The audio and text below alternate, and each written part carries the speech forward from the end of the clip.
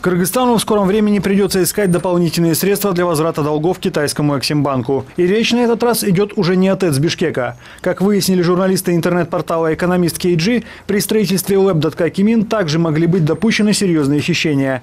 Как минимум подозрительным является тот факт, что расходы на строительство этого энергообъекта детально не расписаны, как это требуется. Даже счетная палата страны вынуждена была признать, что не может провести аудит работ по строительству Кимин. Мы направили запрос в счетную палату, нам ответили, что они пытались провести аудит по расходам, но у них это не получилось, потому что так составлен контракт изначально, что для Кыргызстана все представлено одной строкой, общая сумма расходов, единственное, там есть кое-какие-то большие крупные расходы и все. Поэтому никакой проверки не получилось, и мы об этом написали. Также мы нашли еще два независимых аудита частных компаний, которые НЭСК обязана привлекать ежегодно. Это Ernst & Young и Кыргызаудит. Вот, они тоже там дали свои заключения, где уже сообщают о другой глобальной проблеме, может быть, даже не превышение каких-то расходов, да, что мы сейчас не можем утверждать или даже подозревать. Они уже указывают на то, что НЭСК не может справиться с огромным размером кредитов, которые набрала, вот, и компания испытывает огромные проблемы, и правительству в срочном порядке нужно помогать и решать эти вопросы.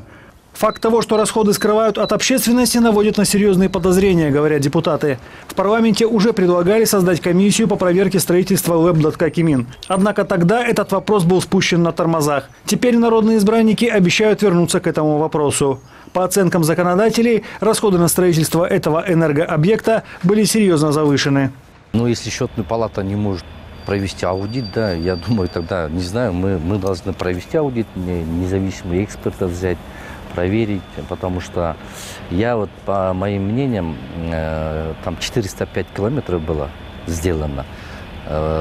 Даже вот сравнительно я смотрел, в других труднодоступных местах даже максимум 1 километр можно построить за 650 тысяч долларов. А у нас получается почти 1 километр $1 миллион.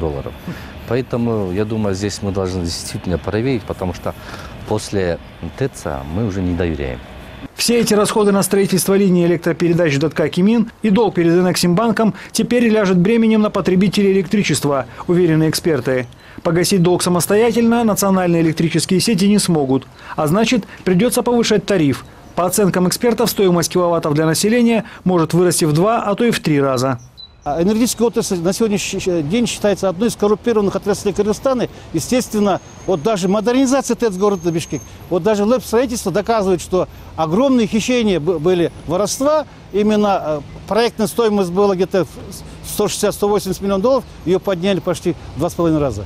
И поэтому там огромные, большие экономические нарушения.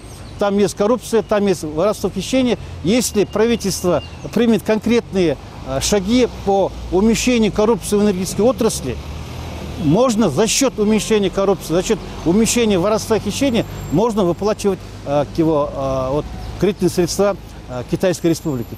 Правительству нужно искать пути решения финансовых проблем, уверены эксперты. Это могут быть как переговоры с кредиторами, так и поиск дополнительных источников. Тройное повышение тарифов – не выход из ситуации. Убедить граждан платить за украденные миллионы навряд ли получится. Игорь Потанин, Эрлан Кемельбеков, НТС.